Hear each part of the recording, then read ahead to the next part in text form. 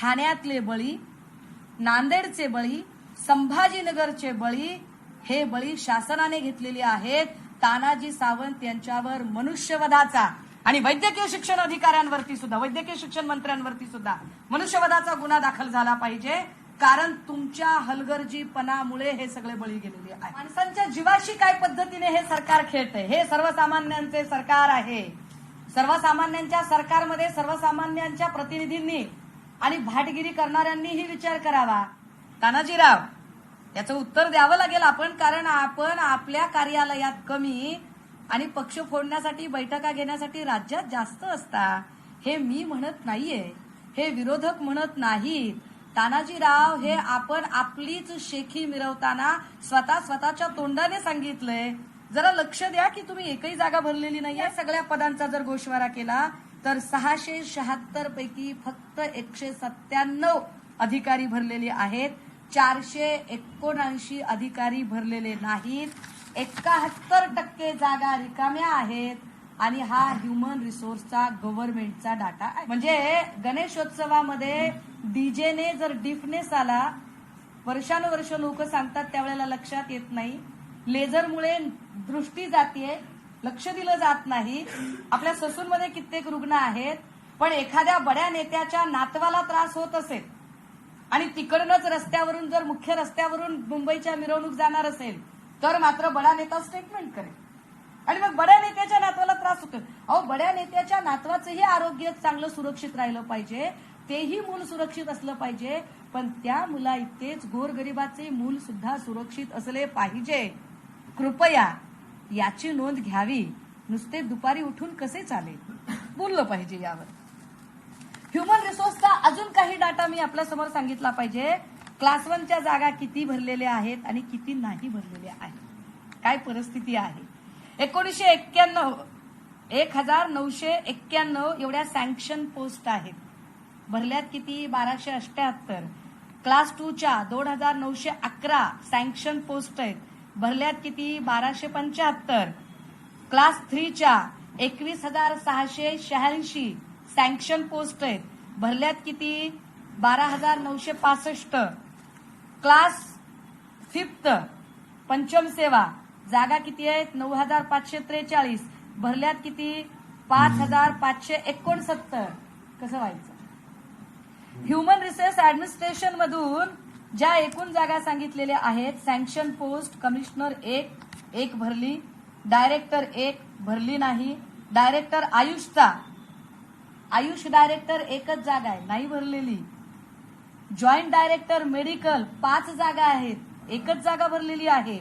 Joint director dental 1 जागा भरलेली आहे. त्यानंतर डीन मेडिकलचे डीन अधिष्ठाता जागा किती आहेत? 25. भरल्यात किती? फक्त 14. आयुषचे डीन 6 डीन आहेत आयुषला, भरलेत किती? फक्त 4. प्रोफेसर किती आहेत बरं मेडिकल कॉलेजेसची काय परिस्थिती आहे? 621 जागा आणि 391 भरलेल्या आहेत. असोसिएट प्रोफेसर 1,262 जागा आहेत सँक्शन, भरलेत किती? 852. असिस्टंट प्रोफेसर जागा किती? 2,044. भरलेत किती? 1,130. टोटल जागा जर बघितल्या मेडिकल आणि डेंटल फॅकल्टीच्या, मेडिकल आणि डेंटल फॅकल्टीमध्ये 3,927 जागा सँक्शन आहेत आणि भरल्या 2,373. काय अडचण आहे? सावंत साहेबांना या जागा भरण्यासाठी काय मुख्यमंत्री महोदय परमिशन देत नाहीत की वित्त मंत्रालय ज्यांच्याकडे आहे ते याचा पगार करण्यासाठी पैसे मंजूर करत नाहीयेत? पण तुम्ही म्हणताय की शासन आपल्या दारी. मग शासन आपल्या दारी तरी रुग्ण अजून का खाटेवरी? सांगितलं पाहिजे त्यांनी आम्हाला. कारण तुम्ही नुसत्याच शासन आपल्या दारीच्या जाहिराती करताय, परंतु अजूनही इथून रुग्णसंख्या वाढत आहे. एकट्या नांदेडचा विचार केला तर मला वाटते काल एका मान्यवर वर्तमानपत्रातनं बातमी छापली गेली, 500 खाटांचं रुग्णालय आहे ते, 500 खाटांचं. आणि ऍडमिट किती पेशंट? 2700. कित्येक पेशंट जमिनीवर झोपलेले. हातात सलाईन घेऊन बसलेले अशा पेशंट्सने काय करायचं? बरं, याच्याही पुढे माझ्याकडे हा खूप डाटा आहे, ऐकताना कदाचित कंटाळवाना वाटू शकतो, पण दादा हो, तुमचे माझे सगळ्यांचे नातेवाईक गावखेड्यामध्ये राहतात. तुमच्या माझ्या सगळ्यांच्या नातेवाईकांना, पत्रकार सुद्धा माणूस आहे, त्या गावखेड्यात राहणाऱ्या माणसांचं आरोग्याशी केवढा मोठा खेळ चालू आहे हे कळलं पाहिजे. जरा मी शासकीय रुग्णालय, कारण तानाजीराव म्हणाले की हे डिपार्टमेंट माझं नाहीये, हे डिपार्टमेंट हसन मुश्रीफ साहेबांचं आहे. वाद काय आहे बघा. अजितदादांच्या अखत्यारीत असणारी 9 मंत्री, 9 खाती, इकडे शिंदे साहेबांच्या अखत्यारीत असणारी वेगळी खाती, दोघे एकमेकांवर चाल ढकल करतात. आम्हाला काही घेणं देणं नाहीये. आम्हाला दोघांमध्ये हाही जवळचा नाही, तोही लांबचा नाही. आम्हाला काही घेणं देणं नाही. ज्याची जबाबदारी आहे त्याने जबाबदारी स्वीकारावी, एवढंच आमचं म्हणणं आहे. 1971 साली वैद्यकीय शिक्षण विभागाची आपल्याकडे स्थापना झाली होती. 5 वैद्यकीय महाविद्यालय त्यावेळेला अस्तित्वात होती. शासन निर्णय दिनांक 2 एप्रिल 2004चा, त्यानुसार आपल्याकडे 133 महाविद्यालये होती आणि 19 जानेवारी 2005 नुसार 61 मंजूर पदं आहेत आपल्याकडे. 2060 पूर्वी संचालनालयातील एकूण मंजूर पदं किती आहेत? तर 6 ऑक्टोबर 2021 रोजी निर्माण झालेली पदं 205 आणि त्यातनं निरसित केलेली पदं 19. 2021 पर्यंत संचालनालयातील एकूण मंजूर पदं 203 आहेत. आता 203 पदांची अवस्था काय? तर यातली फक्त 131 पदं भरलेली आहेत. तुम्ही म्हणाल की ताई किती आकडेवारी सांगताय, एवढी आकडेवारी का सांगताय? त्याच्या कारणापर्यंत पोहोचणार आहे. 203 पैकी फक्त जर 131 पदं भरली जात असतील, एकीकडे प्रत्येक जिल्ह्याला मेडिकल कॉलेज करणं शक्य नाही. एक मेडिकल कॉलेज म्हणजे 700 ते 750 कोटी रुपये खर्च होतो. तरीही देवेंद्रजींनी अट्टाहासाने सांगितले की एका जिल्ह्याला एक मेडिकल कॉलेज, परंतु त्याची अंमलबजावणी कशी होईल यावर मात्र ते अजिबात लक्ष देत नाहीत. आता हे का मांडायचे, याचे खूप पेपर्स आहेत माझ्याकडे, परंतु आरोग्य मंत्र्यांचा जो तुघलकी कारभार आहे यावर डॉक्टर संताप व्यक्त करत आहेत. कारण डॉक्टरांचं म्हणणं आहे की आम्ही काय करू शकतो. मागे मी गोंदियामध्ये एका बलात्कार प्रकरणात भेट द्यायला गेले होते, तेव्हा तिथले जे ऑफिसर होते ते सांगत होते, ताई आमच्याकडे अँब्युलन्सच नाहीये.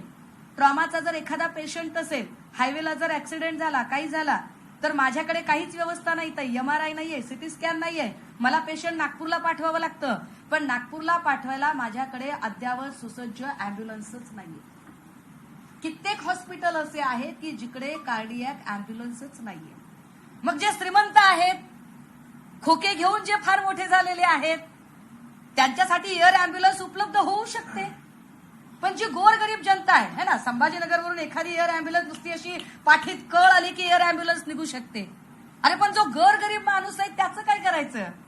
तुम्ही सर्वसामान्यांचे आहात ना, मग सर्वसामान्य लोकांच्यासाठी काय करायचं? मी ही आकडेवारी यासाठी सांगते की 203 पैकी 131 पदं आरोग्यमंत्र्यांनी भरली आणि वर तुघलकी कारभार असा करता की हेमंत पाटलांसारखा एखादा मुजोर आमदार आदिवासी अधिकाऱ्याला शौच साफ करायला सांगतो. हा बदमाशपणा येतो कुठून? ही मस्ती येते कुठून लोकप्रतिनिधींमध्ये? तो आदिवासी आहे म्हणून, तो एक अत्यंत गरीब कष्टातनं आलेला अधिकारी आहे म्हणून त्याच्या नावावर बिल फाडून मोकळे व्हाल? म्हणजे नांदेडमधलं जर सगळं प्रकरण जर यांना झाकून टाकायचं असेल तर एका अधिकाऱ्याला शौच साफ करायला सांगायचा, त्याचं व्हिडिओ फुटेज काढायचं, आपण कसं डॅशिंग सिंघम स्टाईल काम केलेलं आहे असं सांगून आपल्या आलमपणाला खुश करायचं आणि सगळा मामला रफादफा करायचा. पण आदिवासी व्यक्तीची व्यक्तिप्रतिष्ठा काय? सर्वसामान्यांचं सरकार म्हणवणाऱ्या मुख्यमंत्री शिंदे साहेबांनी उत्तर द्यावं की तुमच्या मंत्र्यांना तुम्ही याच्यासाठी आमदार आणि मंत्री केलंय का की त्यांनी वाटेल त्यावेळेला सर्वसामान्यांच्यावर वाटेल त्या पद्धतीने ओरडावं, बोलावं? कधी हिंगोलीचा आमदार शिव्या देणार, मारामारी करणार, कधी ती राणेंची टिल्ली टिल्ली पोरं पुण्यात येणार आणि महानगरपालिकेच्या अधिकाऱ्यांना वाटेल त्या भाषेमध्ये बोलणार, वाटेल त्या भाषेत अगदी व्यक्तिगत सूड उगवल्यासारखी भाषा करणार. किरीट सोमय्या वाटेल त्या ऑफिसेसमध्ये जाणार आणि तिथे अरे रावी आणि दमदाटीची भाषा करणार. अगदी त्याच वेळेला तिकडे तो सदा सरवणकर हवेत गोळीबार करणार, प्रकाश सुर्वे हातपाय तोडायची भाषा करून मी टेबल जामीन तयार ठेवतो म्हणणार, तर इकडे किशोर पाटील पत्रकारांना मारहाण करणार, तर उदय सामंतच्या इलाक्यामध्ये एका पत्रकाराची हत्याच होणार. म्हणजे माणूस कुठल्याही क्षेत्रातला असो, जो या सगळ्या मिंध्यांच्या विरोधात बोलेल त्याचा जीव घेतला जाईल, त्याला धमक्या दिल्या जातील, त्याला हाणमार केली जाईल आणि त्याला वेगवेगळ्या पद्धतीने दहशतीखाली आणलं जाईल.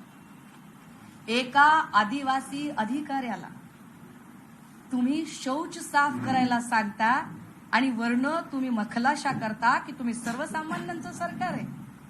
ज्या आदिवासी समुदायाला विश्वरत्न डॉक्टर बाबासाहेब आंबेडकरांनी मुख्य प्रवाहात आणण्यासाठी 340, 341 ही सगळी कलमं जाणीवपूर्वक तयार करून एक स्पेशल प्रोव्हिजन करून त्यांना मुख्य प्रवाहात आणण्याची तयारी केली, त्या लोकांना तुम्ही पुन्हा एकदा त्या गर्तेमध्ये ढकलण्याचा प्रयत्न करता. लाज वाटत नाही हेमंत पाटलांना? आणि हेमंत पाटील असं करताना लाज वाटत नाही इथल्या गृह मंत्रालयाला की गृह मंत्रालय अजूनही हेमंत पाटलांना अटक करू शकत नाही? एरवी कुणी काही बोललं नाही तरी फेसबुकवर नुसते तुम्हाला प्रश्न जरी विचारले तरी तुम्ही त्या पोरांना उचलता. नक्षलवाद्यांच्या सारखी, गुंडांच्या सारखी त्या बिचाऱ्या लिहिणाऱ्या पोरांना ट्रीटमेंट देता. फोन टॅपिंग मधल्या वादग्रस्त रश्मी शुक्ला त्यांना तुम्ही पोलीस महासंचालकपदी नियुक्त करता आणि सत्य मांडणाऱ्या पत्रकारांचे वाटेल तसे वड्याचं तेल वांग्यावर करत त्यांचे संबंध जोडत त्यांना तुम्ही तुरुंगात टाकता. म्हणजे तुमच्या विरोधात कुणी बोललंच नाही पाहिजे अशी दमन यंत्रणा जर तुम्ही करत असाल तर तुम्ही भ्रमात आहात. आम्ही या सगळ्या संदर्भाने हेमंत पाटलांच्या अटकेची तर मागणी करत आहोतच.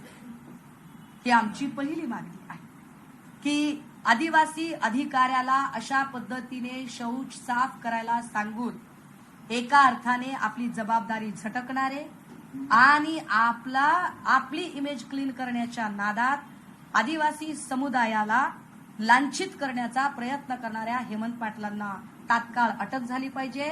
कारण अॅट्रॉसिटी ऍक्ट नुसार त्यांच्यावर गुन्हा दाखल झालाय, कलम 400 नुसार गुन्हा दाखल झालाय, कलम 353 नुसार गुन्हा दाखल झालाय. एवढे गंभीर नॉन बेलेबल ऑफेन्सची कलमं लागलेली असताना सुद्धा हेमंत पाटील आम्हाला सापडत नाही असं कृपया बदमाशपणाने बोलू नका आणि सहनशक्तीचा अंत बघू नका. आम्ही प्रचंड कायद्याच्या चौकटीत राहून काम करणारी माणसं आहोत. दुसरं असं की 203 पैकी 131 जागा भरल्या. तुम्ही तिकडे जर निर्णय घेणारी डिसिजन मेकिंग अथॉरिटीच नसेल तर खालच्या कर्मचाऱ्यांनी काय निर्णय घ्यायचे? की समजा एखादा अत्यावस्थ पेशंट आहे, त्याला शिफ्ट करायचा का, अँब्युलन्स बोलवायची का, ओटी मध्ये घ्यायचा का, हे त्यांना सांगणारी कोणी अथॉरिटीच नसेल तर ते कसे निर्णय घेतील? एका अर्थाने तुम्ही शासनाने हे बळी घेतलेले आहेत. ठाण्यातले बळी, नांदेडचे बळी, संभाजीनगरचे बळी, हे बळी शासनाने घेतलेले आहेत. तानाजी सावंत यांच्यावर मनुष्यवधाचा आणि वैद्यकीय शिक्षण अधिकाऱ्यांवरती सुद्धा, वैद्यकीय शिक्षण मंत्र्यांवरती सुद्धा मनुष्यवधाचा गुन्हा दाखल झाला पाहिजे. कारण तुमच्या हलगर्जीपणामुळे हे सगळे बळी गेलेले आहेत. तुम्ही केलेल्या हलगर्जीपणामुळे आनंदाचा शिध्याचं नाटक करता, पण माणसं कशी जगतील याचा विचार करत नाहीत. स्त्री सदस्यांच्या मृत्यूच्या वेळेलाही असंच केलं. गरज नसताना 14-15 कोटीचा खर्च आहे का? तुम्ही पुरस्कार कुणाला द्यावा याच्यावर आम्हाला बोलायचंच नाहीये, पण त्या पुरस्कारासाठी 15 कोटी खर्च करताना लोकांच्या आरोग्याशी तुम्ही खेळलात. तिथेही तुम्ही पुरेशा अँब्युलन्स ठेवल्या नाही, तिथेही तुम्ही पुरेशी आरोग्य व्यवस्था ठेवली नाही, तिथेही माणसं चेंगराचेंगरीमध्ये मेली. या सगळ्यांचा विचार सरकारने करावा आणि तातडीने काय ती महाराष्ट्राची व्हेंटिलेटरवर गेलेली आरोग्य व्यवस्था पूर्ववत कशी होईल यासाठी तुमच्या दिल्लीच्या वाऱ्यांच्या बातम्या ऐकण्यात आम्हाला इंटरेस्ट नाही. तुमच्यातलं नाराजी नाट्य काय ते तुम्ही चौकटीच्या आत, काय जे तुमचा संसार चाललेला आहे तो चौकटीच्या आत मिटवा आणि बाहेर येताना दिवाणखान्यात मात्र आम्हाला उत्तर द्या की तुम्ही आता काय करत आहात. यासाठी ही पत्रकार परिषद.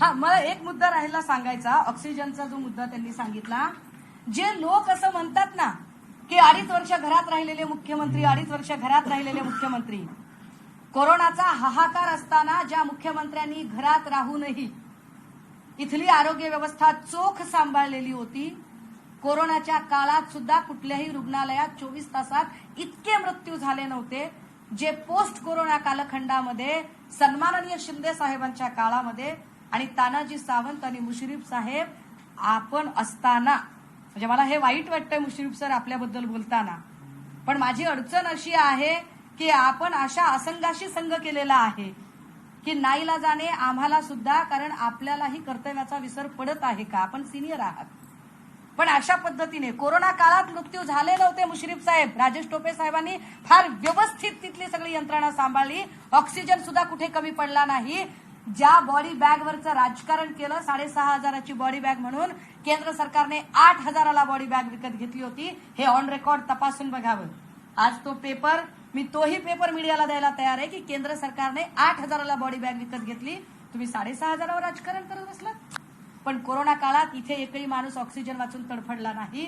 जे आत्ता पोस्ट कोरोना काळात झालेलं आहे, याचा अर्थ घरात बसून जे त्यांना जमलं ते तुम्हाला ह्याचं दार त्याचं दार, बाई माझ्या तोंडात मार करून मिळालेलं नाहीये.